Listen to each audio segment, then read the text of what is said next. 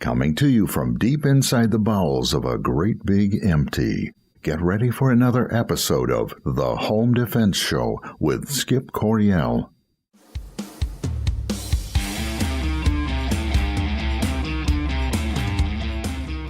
Hello, American families. Welcome to this week's episode of The Home Defense Show. I'm your host, Skip Coryell. And if you love your family, care about them deeply, and want to learn how to protect them in every facet of your life, then you've come to the right place. We've got a great show for you today, and I know that you're going to love it. What do we have today? Hey, listen to this. Criminals, you face the sworn protector of this fair city. You face the Tick. That's right, folks. Today we're going to be talking about ticks, our sworn enemy. Of course, in that particular clip, in that cartoon, in that comic series, and a television series, the Tick is the hero. But in our show today, the Tick is not the hero. The Tick is the bad guy. What exactly is a tick? Well, let's check it out. I go to dictionary.com. Let's find out. What is a tick? Is he the good guy?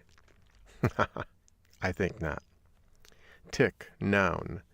Any of numerous blood-sucking arachnids of the order Acarina, including the families Ioxidae and Argacidae. Somewhat larger than the related mites and having a barbed proboscis for attachment to the skin of warm-blooded vertebrates.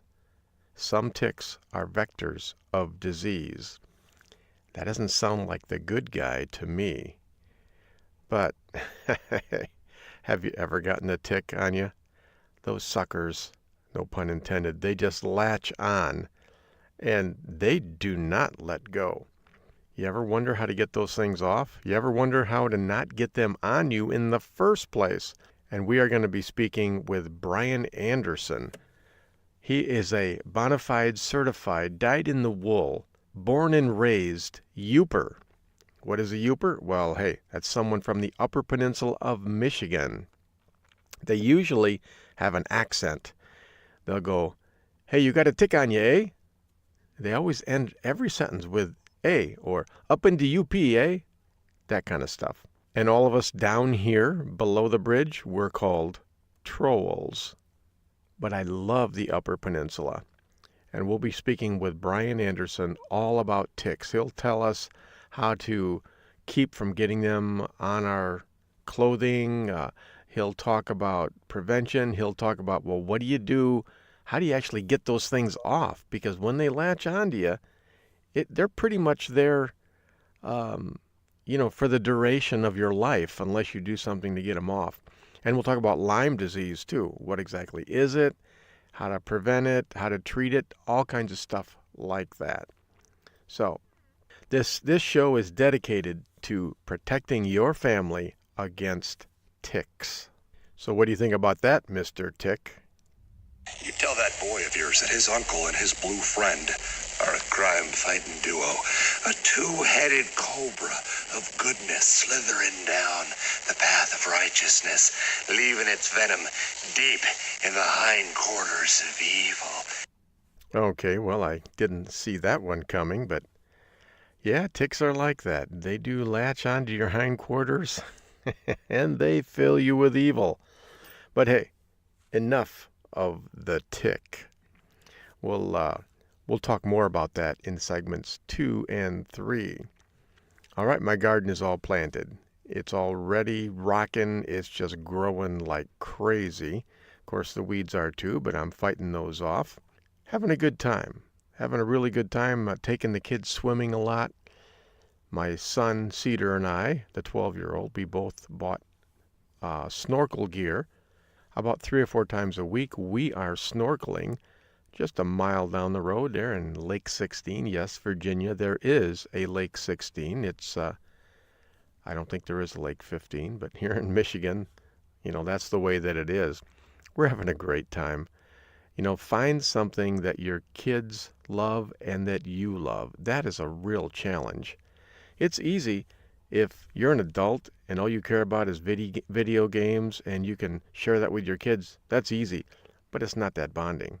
Find something physical, something outdoors, something in the real world, and share it with your kids. If you can do that, oh man, you're doing fantastic. And so Cedar and I are doing that, and we're just loving it.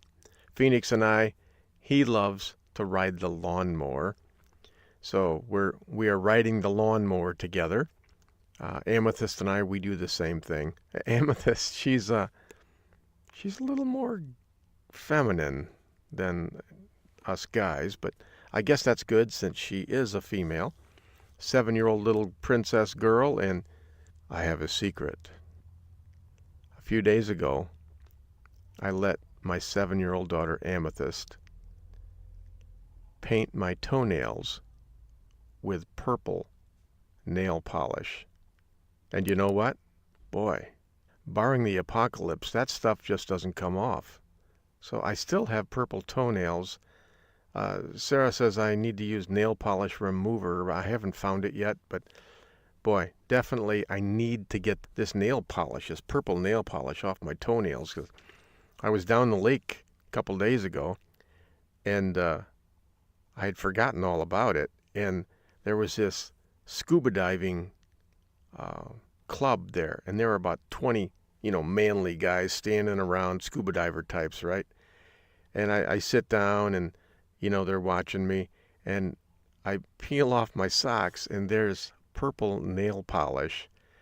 And they never did come up and introduce themselves. It was the oddest thing. But anyways, my boat does not float in that direction, so I'm going to have to ditch the nail polish. But, hey, my daughter loved it, and I'm all about making my daughter happy. So, we will move on. I want to have time for the news because there's all kinds of stuff in the news. Geez. Have you seen the articles, the video about this FBI agent, this FBI guy who is just did a backflip and lost his gun and then accidentally shot a bystander? I've read several articles so far about that in the last week. Boy, I've read it from CNN, from Fox News, from BearingArms.com, even from Al Jazeera. And I can tell you, the FBI, they already had some public relations problems. Now, they are not looking good at all, which is a shame because the FBI, they get some good training, but it seems like they've been politicized, maybe even weaponized against President Trump. Some would say even the American public. So, FBI not looking real good today. Some would say they might even look like blood-sucking arachnids of the order Acarina. But maybe not. Dancing FBI agent. All right, listen to this from the BBC. Dancing FBI agent drops gun during backflip and shoots man in leg. And I've watched this video. Great backflip. This guy's in pretty good shape. And you got to know this guy was probably drunk. This guy, who does that when they're sober, right? FBI guys are supposed to be the cream of the crop, right? Not just anybody gets in the FBI. I was doing an advanced class last weekend, and we were timing draw stroke and videotaping it and timing it with shot timers. And I made mention that, in the FBI qualification, you have to be able to draw and put one bullet on target within 1.5 seconds. And one of the other students said, "Do we really want to be associated with the FBI?" And I thought, well, okay, maybe not. But, it's like anything else, right? You got one cop who does something stupid, so all cops take a hit.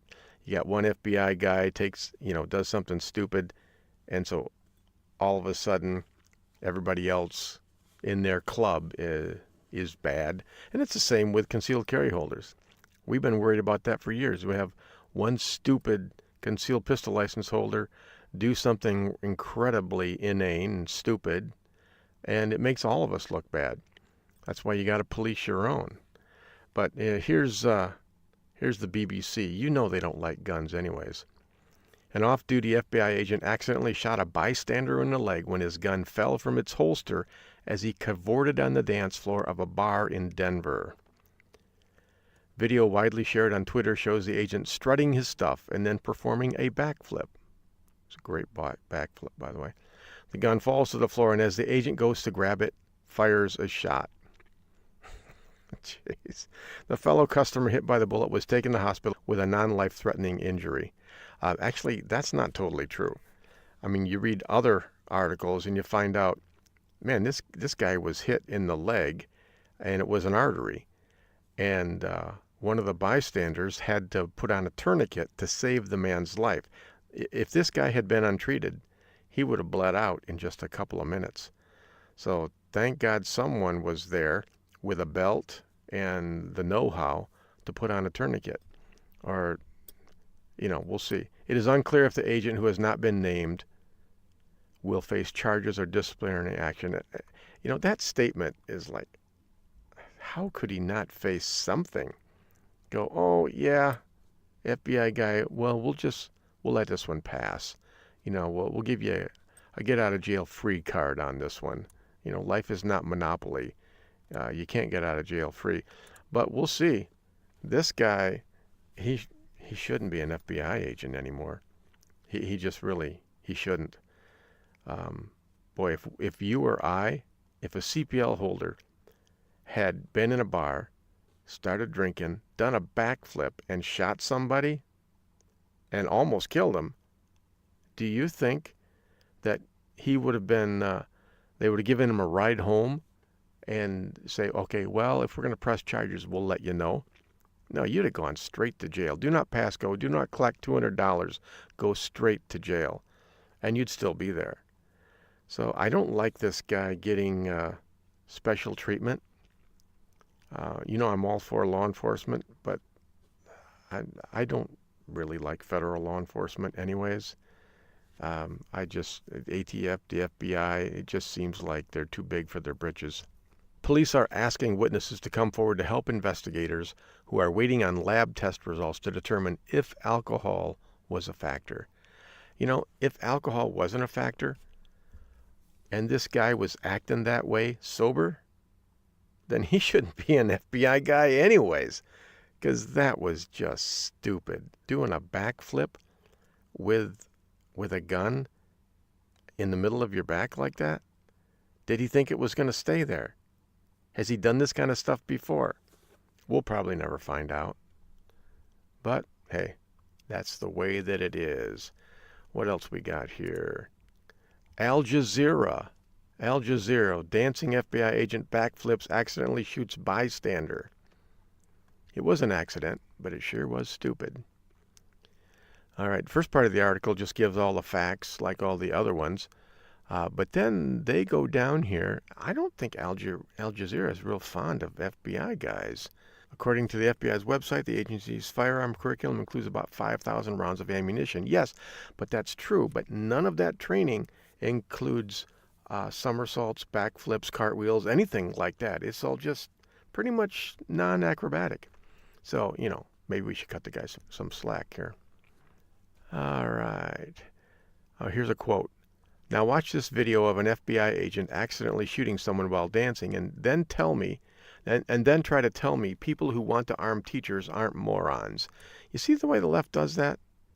It's like, okay, if an FBI agent can't be trusted with a gun, then you and I, we can't be trusted either.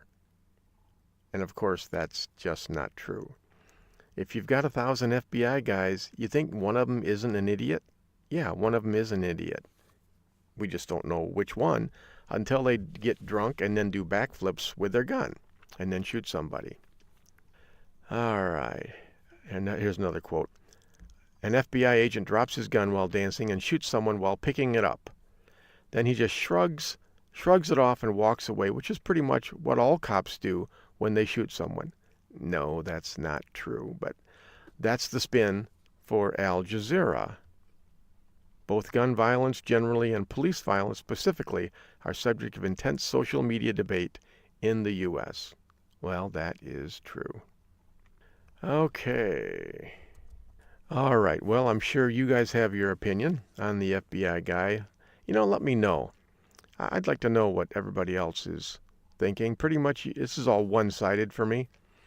But let me know what you guys think about this FBI guy. Do you think he should be terminated? Should he be suspended? Should they take away his gun or maybe his dancing privileges? Say, yeah, you can be an FBI guy, but no more dancing for you, bub. Let me know what you guys think. Just send email to skipcoriel@hotmail.com, skipcoriel@hotmail.com, and we will check that out. Okay, coming up, we have got ticks, blood-sucking vermin. I'm not talking about politicians this time. Blood-sucking vermin who aren't in Washington, D.C.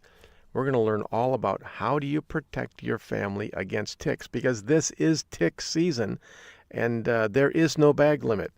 So check it out. When we come back, we're going to be speaking with Brian Anderson, a bona fide Yooper from the UP in Michigan, and he's going to educate us on how you can protect your family against ticks, blood-sucking vermin.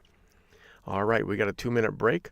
While we are away, go ahead and check out our sponsors, elitefirearms.us, and see what Larry Jackson can do to help your family pick out the right firearms for personal defense.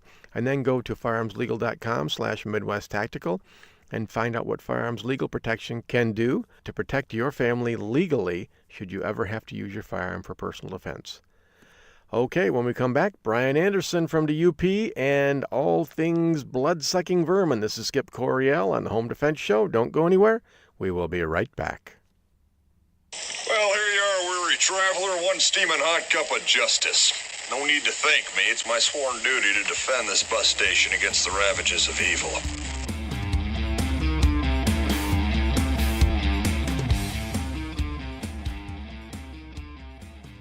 My name is CJ Coriel. Welcome to the Home Defense Show with my dad, Skip Coriel. Don't go nowhere. We'll be right back. This is Skip Coriel from the Home Defense Show, and I want you to have the very best handgun that money can buy. And that's why we recommend you visit Larry Jackson at Elite Firearms and Training. As a concealed carry instructor, I see people every week out on the range with guns they can't shoot properly because they didn't know what to buy. That will never happen at Elite Firearms and Training. Larry Jackson will personally fit you with your very own personal defense pistol. So call Larry Jackson today at 616-299-8715 or visit elitefirearms.us. This is Colonel Danny Gillum. I host Frontlines of Freedom, a weekly syndicated military talk radio show. One of my co-hosts is Skip Coriel, the host of this show. We cover things that impact military and veteran communities, and we do it from the veteran's perspective. The show is broadcast across the nation and is also available as a podcast on our website, frontlinesoffreedom.com. Please join Skip and me weekly on Frontlines of Freedom.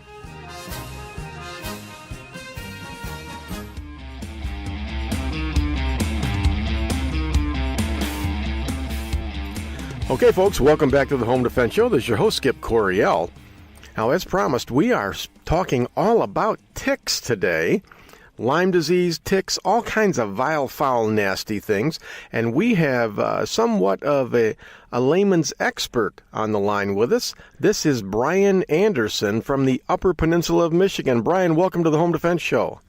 Welcome, Skip. I'm glad to be here. It should be fun. You know, Brian, how long have you been in the UP? Because you don't have much of an accent. Well, actually, I was born here a long time ago.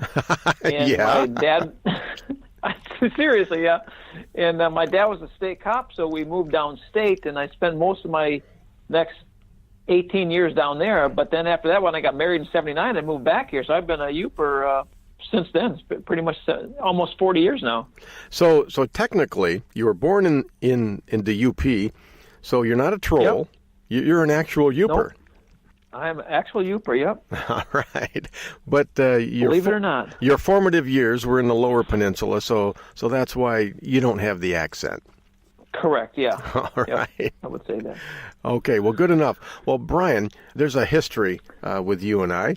We went to college together many Well, I guess you could say decades ago. It's been a while. I was on your website and saw that you're a grandfather, and I thought, how can he be a grandfather? Last time I saw him, he still had acne. So, how does this happen? Brian? How'd you get so old without me aging? I'm trying to figure that out. I got a grandson who's going to be a junior in high school this coming fall. I can't believe I'm saying that. Yeah. All right. Well, Brian, we really appreciate you being on the show and what you're going to be talking about today. Before we get started, sometimes people like to follow along. Where is your website where people can get information? They can be looking at that while we're talking. Yeah, that'd be great if they could. Yeah, it's the website is www.limetickbughub.com, and Lyme is spelled Lyme, and then tick bug hub. Lyme, Lyme. For those of you who don't know nothing, right? Yeah, and me, I have to watch too because I was not an English major like you. Well, actually, that was an allusion to one of my favorite movies, Escanaba into Moonlight. But anyways, you have watched the movie, right? Yeah, I've seen some of it. Yeah. Jeff Daniels did that. Crazy guy. Oh yeah, where exactly are you in the Upper Peninsula? I'm only about 45 minutes from Escanaba, actually. You're west, right? Correct. We're basically central. We are straight north of Green Bay, Wisconsin, 100 miles. We're right on the border of Wisconsin is where Iron Mountain is. Oh, wow. So it's definitely central. We do not get a lot of snow like they do in the snow belts. When you hear people getting, 3-4 feet, it's normally not us. But we do have our share, and it's plenty cold. And we do have cars now. We're not all living on dog sleds and stuff like that. We're not all in log cabin homes.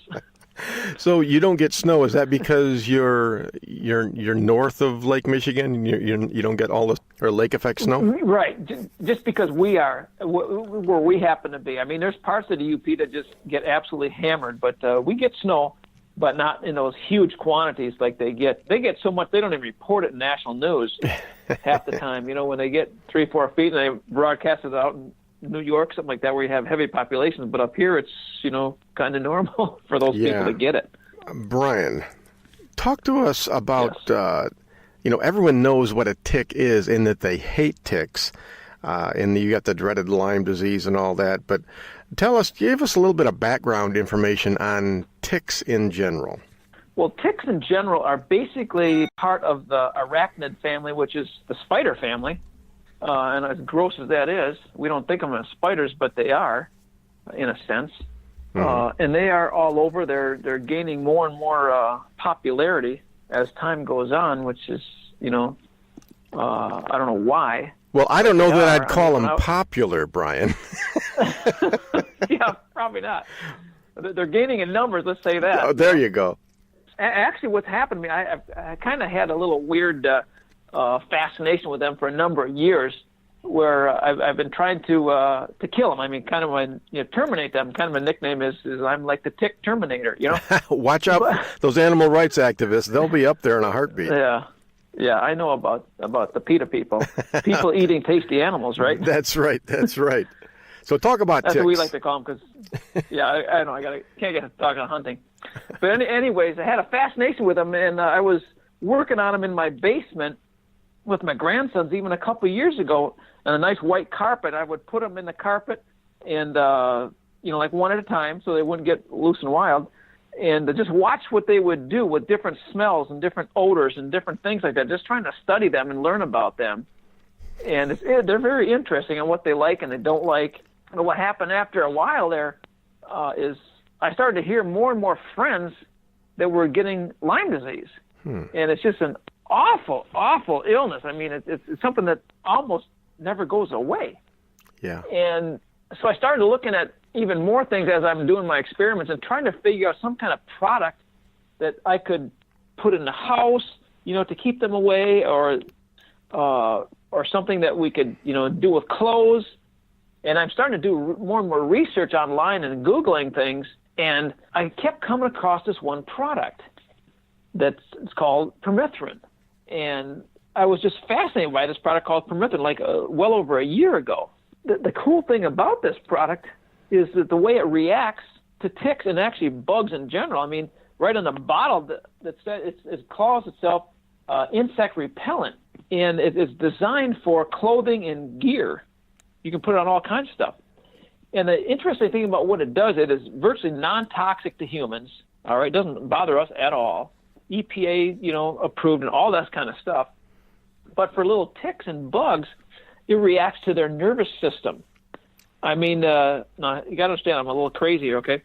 I mean, just the last couple of weekends, I put the stuff on my clothes. I mean, I'm talking about socks, shoes, pants, hat, everything. You put on everything like that, and it dries in about 4 hours, and you don't even know it's there. Odorless. Hunters love it for that reason, and it's just like you forget it's there. Mm-hmm. But when a tick gets on you, for example, like a deer tick, they're the small ticks, the real tiny ones, and they're the ones that carry most of the Lyme even too. What happens to them, Skip, is really, it's almost comical, all right? Because they start crawling up my pants a little bit because they get on my pants from a piece of grass. They're sitting all their life. They basically sit on a piece of grass and wait for something to walk by to get on so they can suck their blood. All right. Okay. I've dated women like that, but that was a long time ago. Okay, long time ago. Yeah. Okay. So, anyways, they're sitting there. That's their life. Kind of boring, but that's what it is. And once they get on, let's say your pants, they're going to just get on pretty much from your knees on down. In most cases, they don't fall out of trees. They don't jump. I mean, they just sit there and try to get you. But once they're on you, they start reacting to this permethrin that only they can sense with their bodies, and it affects their nervous system. Mm-hmm. Like I say, it's almost comical because they almost get almost like a drunk type of manner about them because they're rocking back and forth, and they just don't know what to do because their nervous system is so affected. And after a little bit of time, it doesn't take very long, the little ones especially will just actually fall off, and then they'll die, which is great. And you just watch this, right? You just sit there. It's what'd you do last night, Brian? Well, I killed about 25 ticks. I just watched them die. I filmed it, I had them on my pants. I was watching them do it because I want to experiment with them, Right. So okay. out of my mom and dad's, I walked in this one little lane that we call Wood Tick Alley because a couple of years ago my mom and dad had a dog, and the one time they came out of that alley with that lane with 163 ticks on it.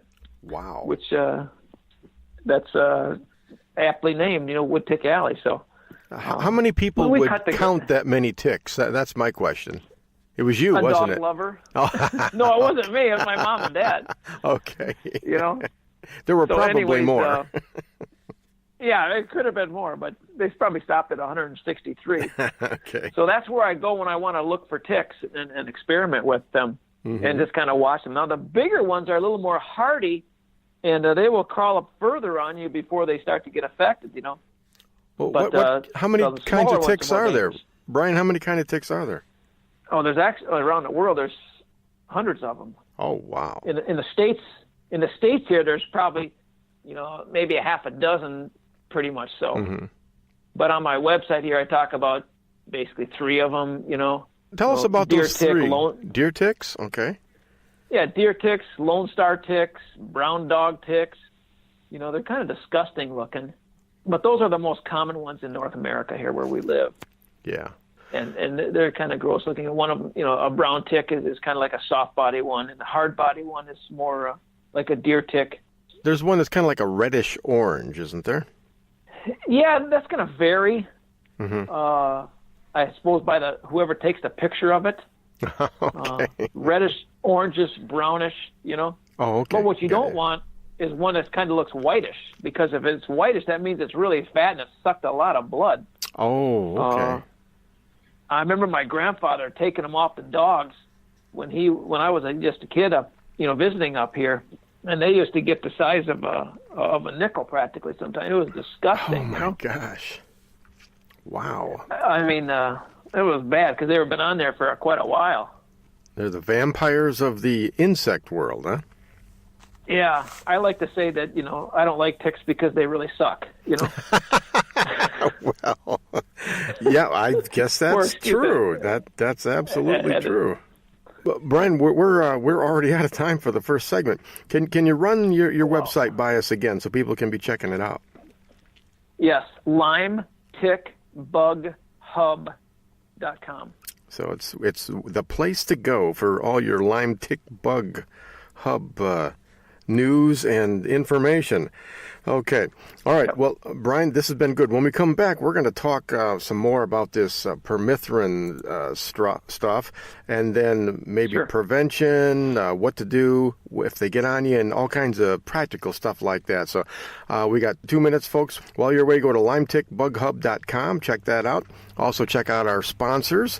Go to firearmslegal.com/Midwest Tactical, and then check out elitefirearms.us. This is Skip Coryell on the Home Defense Show. Don't go anywhere. We will be right back.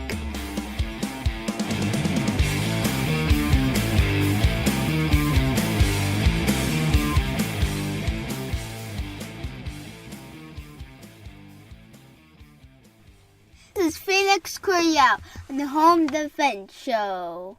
Always use guns safely and wisely. Stay tuned. We'll be right back. Hey folks, I want to tell you about my book, Civilian Combat, the Concealed Carry Book. More and more people across the country are seeing the dangers in society and are deciding to carry concealed to protect themselves and their families. My new book lays it out step by step. It'll teach you how to protect and defend the ones you love. Get the benefit of 17 years of teaching experience and a lifetime of training for this important role in society and in your family. You can get Civilian Combat real easy. Just go to Amazon.com, search on Skip Coryell Civilian Combat, and it'll pop right up there. Don't put it off any longer. Get Civilian Combat, the Concealed Carry Book by yours truly, Skip Coryell. Wouldn't it be wonderful if life was like the movies and the good guys always won? In today's world, if you're forced to use your firearm to protect yourself, you will need protection. Firearms Legal Protection is here for you. FLP provides you with seasoned, experienced attorneys that handle your criminal and civil matters as a result of you protecting yourself. FirearmsLegal.com provides its members with uncapped attorney's fees, bail bond protection, and coverage in all 50 states. We are not a reimbursement plan. You can access uncapped attorney's fees for as low as $10 a month. Firearms Legal members are provided with educational services, training videos, and access to our vast national attorney network. While you're protecting yourself, let Firearms Legal protect you. Listen up, folks. This is important. There are plenty of legal protection services out there, but none will protect you as well as Firearms Legal Protection. This is the one I use and the only one I recommend. Visit firearmslegal.com/Midwest Tactical and protect your family now.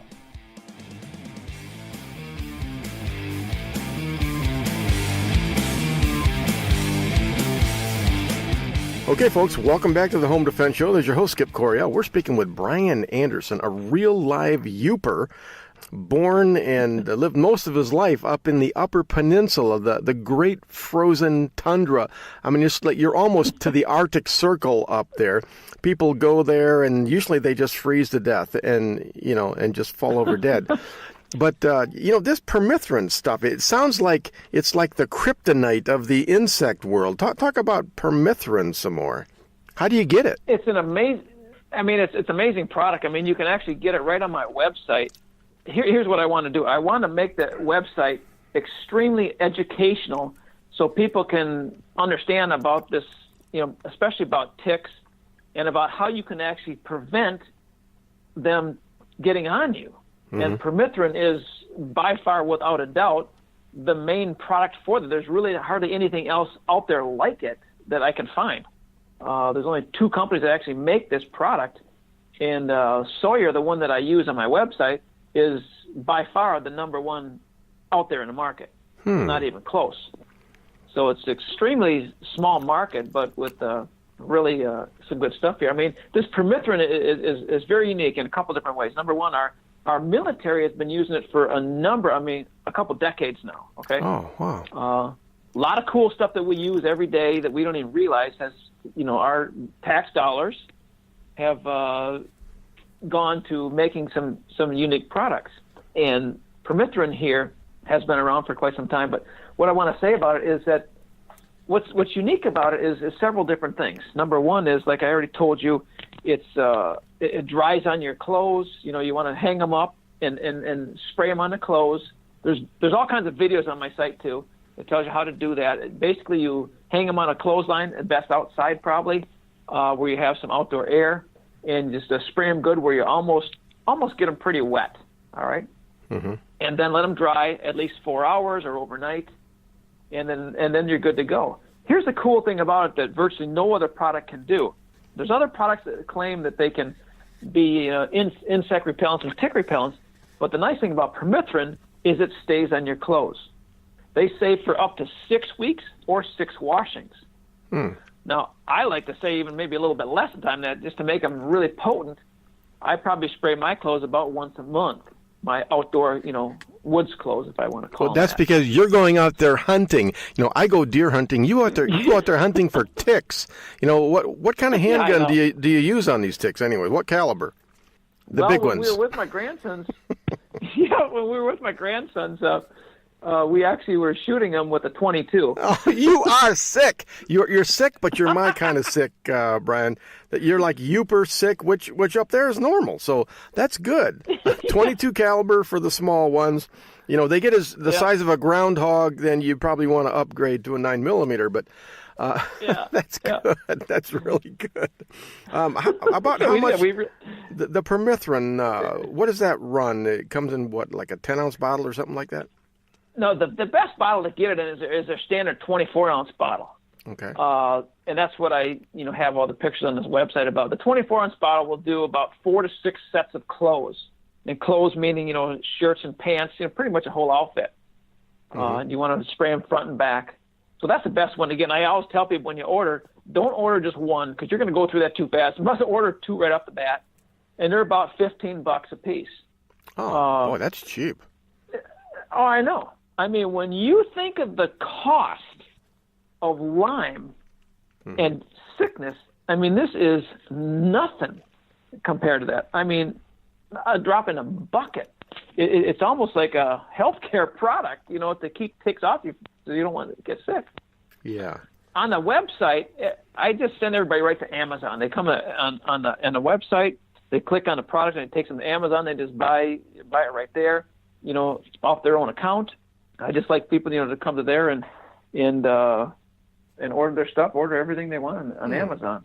So you're doing this just because you're a nice guy. Either you're a really bad businessman, or you're doing this just because you care about people because you're not making any money off this. A little bit from Amazon, but I really want to get the word out there. Yeah. Because it's such an easy way to prevent things. Nothing is 100%, I'll say that.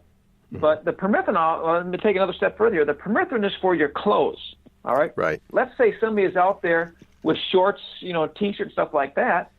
There's another product that Sawyer also makes. It's called picaridin, and that's on the website too. That's for the skin.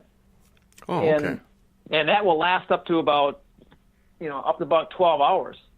Yeah. In a day.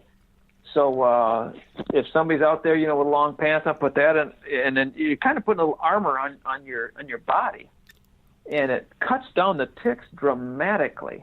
Dramatically. So those are 2 things: the permethrin and the picaridin, both made by Sawyer, insect repellents. Yeah, Brian, I do a lot of morel mushroom hunting in the spring, and then I do a lot of deer hunting in the fall. And, right. Prior to the frost, they're still out there. And, I assume they're on the deer that we're actually shooting and gutting out and all that. But, one thing that just freaks me out is, when one of my kids or my grandkids gets a tick on them. And, boy, they're all bloated up, full of blood. And you're trying to take this tick off of there.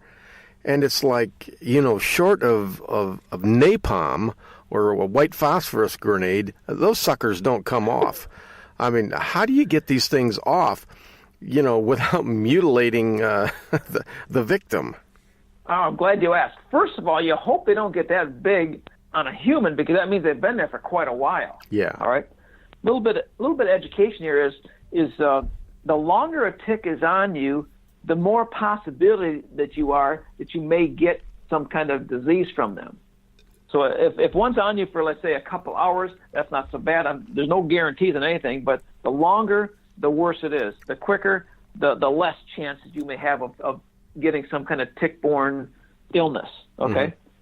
So the way you want to take them off is with the tweezers, fine-tip tweezers. You want to get as close down, and I even have a picture and a video on the website, too, of course, of everything I'm talking about.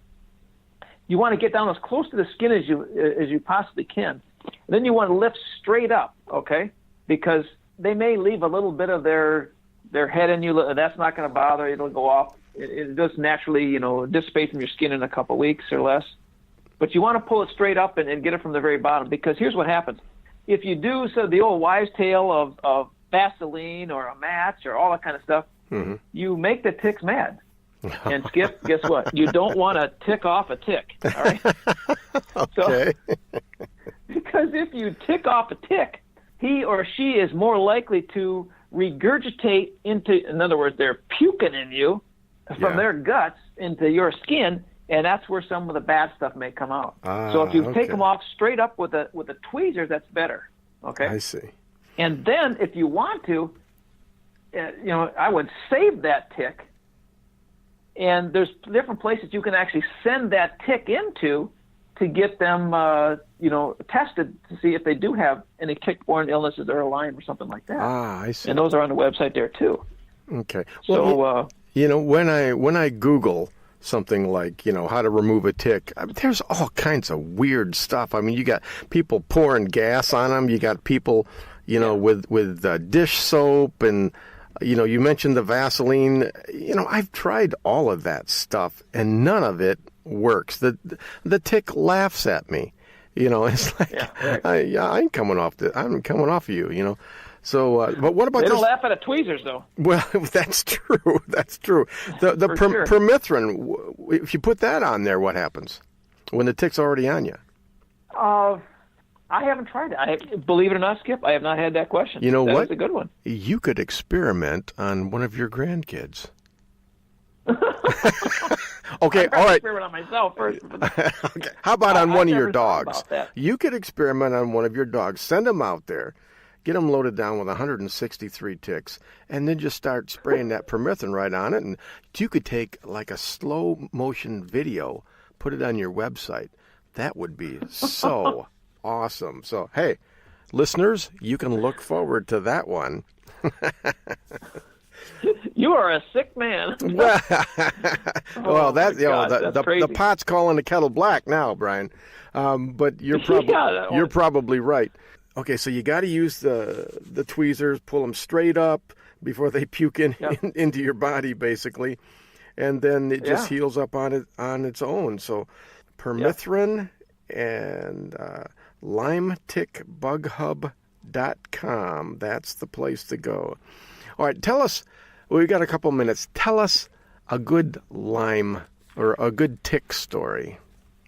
Oh man.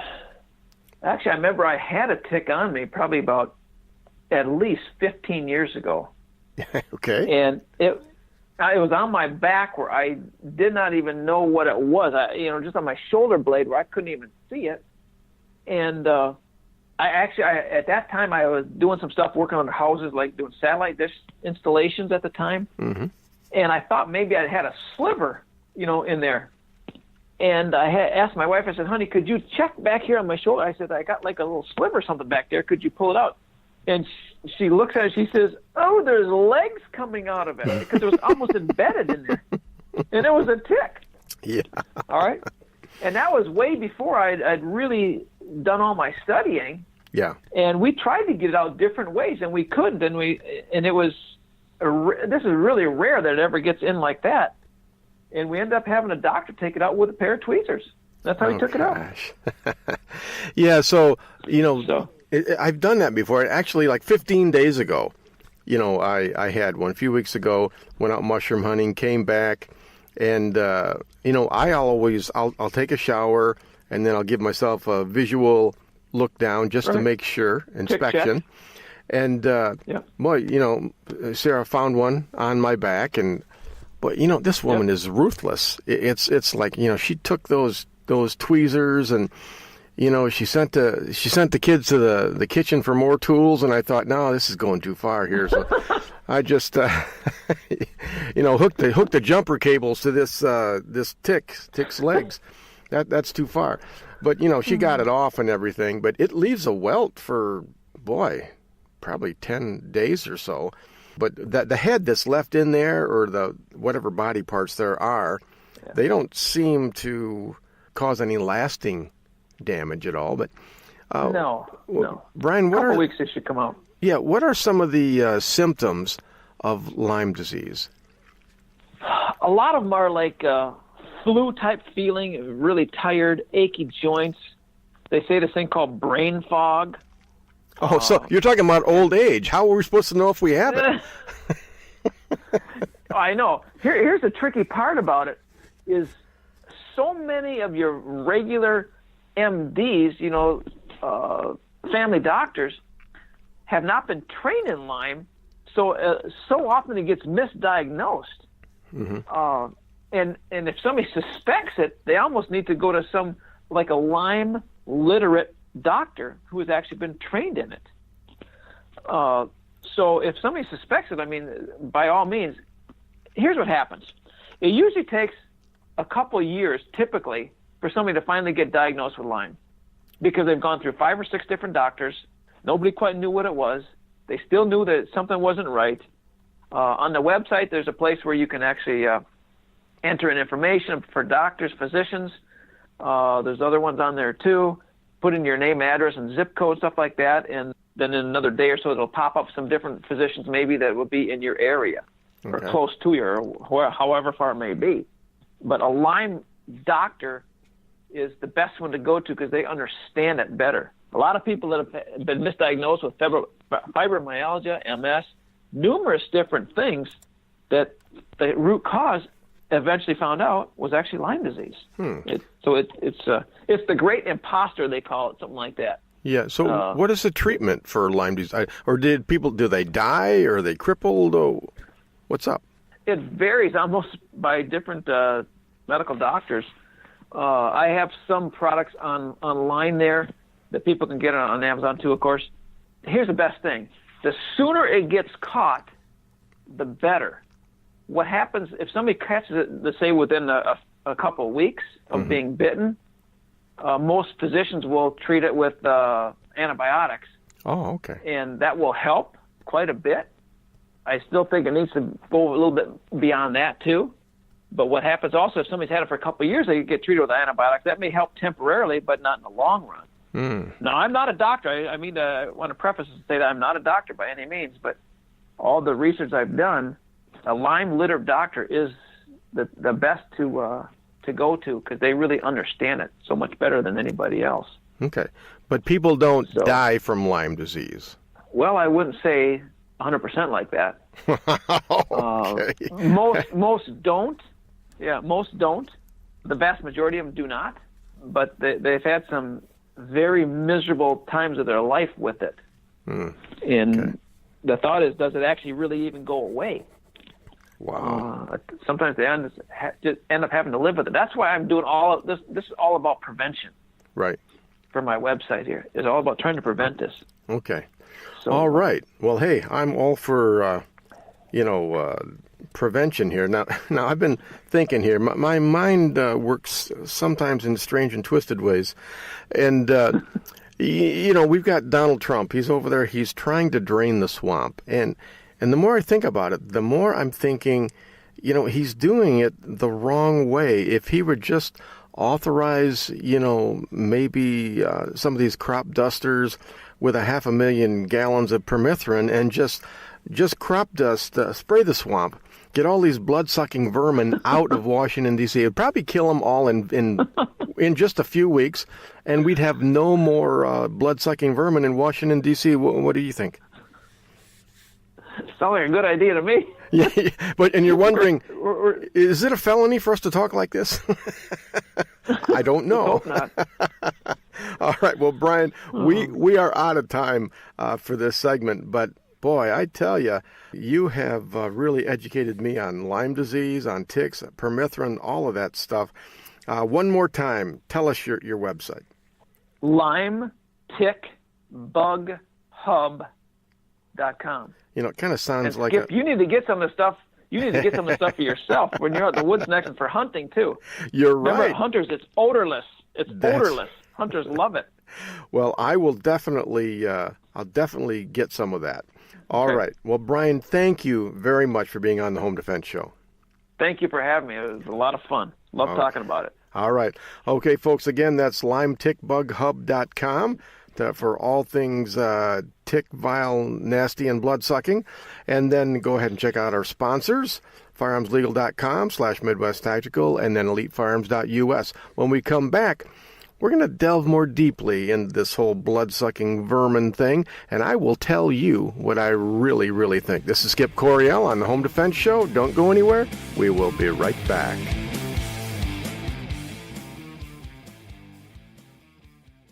Welcome to my dad's Home Defense Radio show. You're gonna love it. Hey folks, I want to tell you about my book, Civilian Combat, the Concealed Carry Book. More and more people across the country are seeing the dangers in society and are deciding to carry concealed to protect themselves and their families. My new book lays it out step by step. It'll teach you how to protect and defend the ones you love. Get the benefit of 17 years of teaching experience and a lifetime of training for this important role in society and in your family. You can get Civilian Combat real easy. Just go to Amazon.com, search on Skip Coryell Civilian Combat, and it'll pop right up there. Don't put it off any longer. Get Civilian Combat, the Concealed Carry Book by yours truly, Skip Coryell. This is Colonel Danny Gillum. I host Frontlines of Freedom, a weekly syndicated military talk radio show. One of my co-hosts is Skip Coryell, the host of this show. We cover things that impact military and veteran communities, and we do it from the veteran's perspective. The show is broadcast across the nation and is also available as a podcast on our website, frontlinesoffreedom.com. Please join Skip and me weekly on Frontlines of Freedom. This is Skip Coryell from the Home Defense Show, and I want you to have the very best handgun that money can buy. And that's why we recommend you visit Larry Jackson at Elite Firearms and Training. As a concealed carry instructor, I see people every week out on the range with guns they can't shoot properly because they didn't know what to buy. That will never happen at Elite Firearms and Training. Larry Jackson will personally fit you with your very own personal defense pistol. So call Larry Jackson today at 616-299-8715 or visit elitefirearms.us. Skip, it's time for the Armed America Report. What is it this week? All of us here at Frontlines of Freedom want our listeners to get trained and get armed in that order. We fully support the right to keep and bear arms for all law-abiding families, and we encourage you to find out about the laws governing use of deadly force in your state and follow them to the letter. And, of course, don't forget to follow the rules of safety and common sense whenever you're carrying a firearm to protect the ones you love.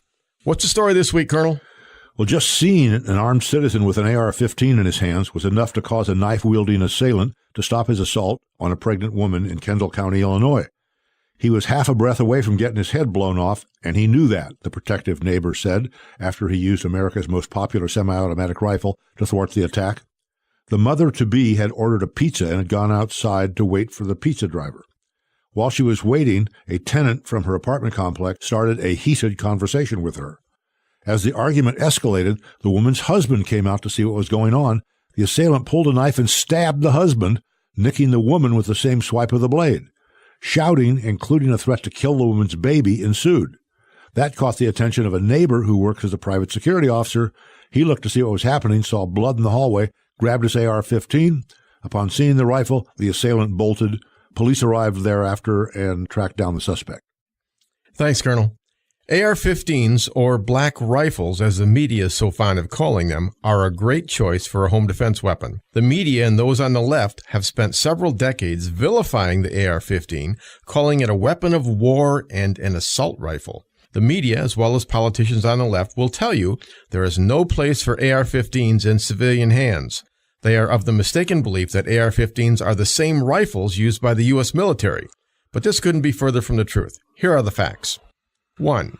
The AR designation in AR-15 does not stand for assault rifle. It stands for Armalite, the name of the company that first developed the AR-15 back in 1956. True assault rifles are capable of firing fully automatic, like a machine gun, but AR-15s fire only semi-automatic. That is, you press the trigger once and get only one shot. 2. AR-15s are not military-grade weapons. Why would any top-of-the-line military choose an AR-15 when there are so many other rifles and carbines capable of firing on full auto and 3-round burst? They wouldn't, and that's why U.S. forces do not carry AR-15s. The standard issue these days would be MP4s, which fire semi-auto and 3-round burst for standard infantry. Special forces carry M4A1s, which fire semi-auto and full auto. So, when the media tells you that AR-15s are the same carbines used by the U.S. military, they are lying to you. And 3, AR-15s, while not suitable to fight wars, are great at protecting civilian homes and have quickly become the most popular rifle in America for that reason. When I'm on the street, my primary self-defense weapon is my handgun, but at home, I keep a decked-out AR-15 with EOTech sight as well as a laser sighting system. While I don't need fully automatic for home defense, it's nice to know I have that 30-round magazine should the crap ever hit the fan. Skip, did you say the media wasn't telling the truth? Yes. Well, half are not telling the truth. The other half are just stupid. Oh, okay. Well, that makes more sense.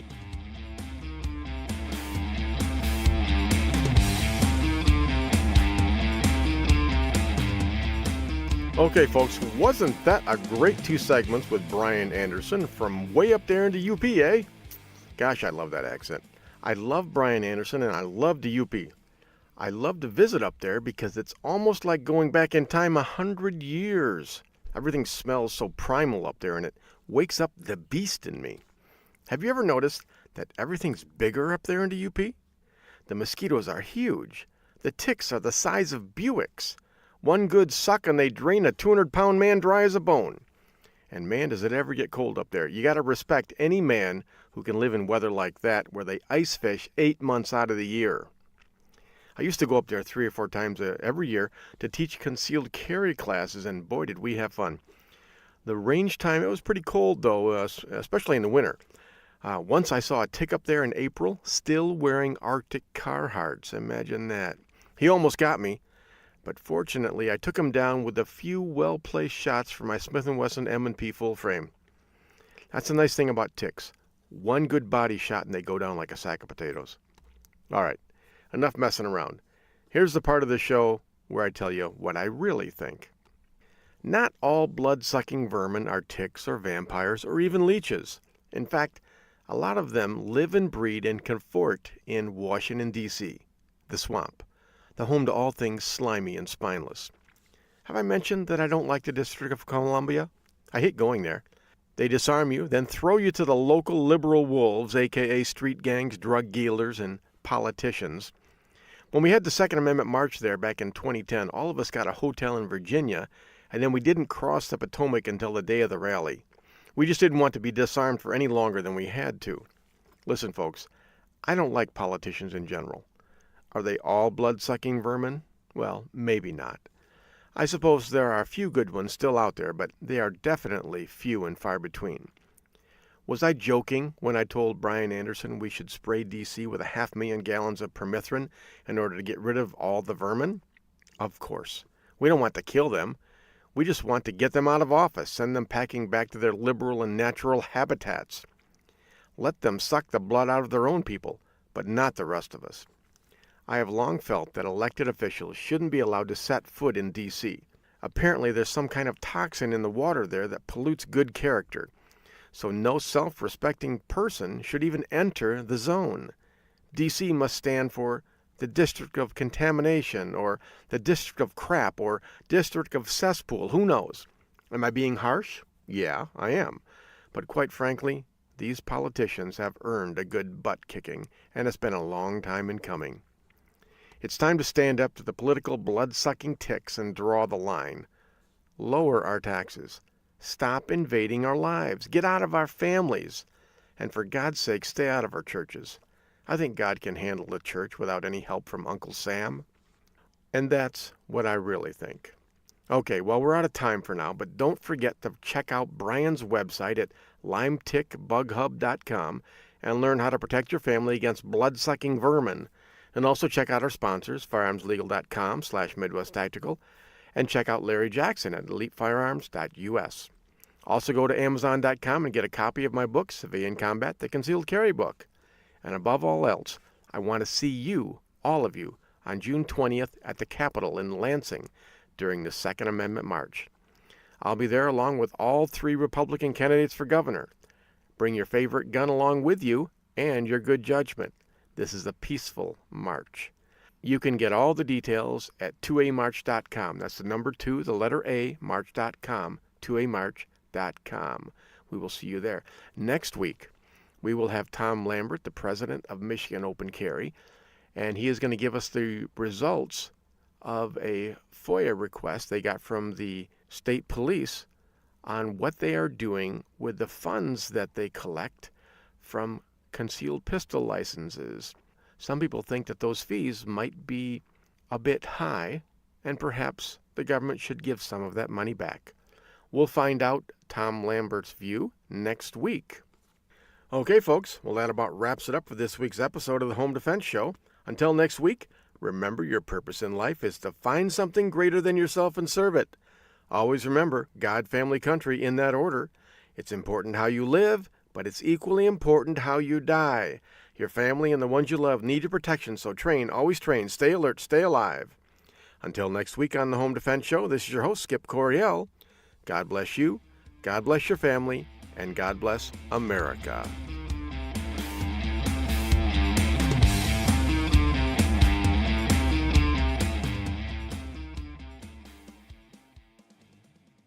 Thank you for joining us this week on the Home Defense Show. Now, get out there and protect the ones you love. We'll see you next week with more of the best in home defense.